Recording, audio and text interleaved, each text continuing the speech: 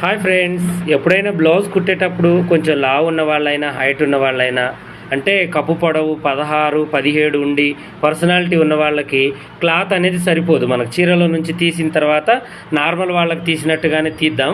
తీసిన తర్వాత మనకి చీర అయితే సరిపోతుంది. ఒకవేళ బ్లౌజ్ సరిపోవాలి కదా, సరిపోకపోతే ఏం చేయాలి అనే దాని గురించి నేను ఈరోజు మీకు చెప్తున్నాను. నేనైతే ఏం చేస్తాను అంటే, ఇంకా మీటర్ క్లాత్ తీసుకునే బదులు నేను మీటర్ పావు క్లాత్ తీసుకుంటాను. ఇంకొక పావు ఎగస్ట్రా తీసుకొని ఉక్సుల పట్టీలకి, కాజీల పట్టీలకి, నెక్కులకి, చేతిపని పట్టీలకి మొత్తం లైనింగే వాడతాను. పైన కనబడే వరకు ఒరిజినల్ వేస్తాను అనమాట. ఈమె చాలా హైట్ పర్సనాలిటీ ఉంటారు ఈ మేడం.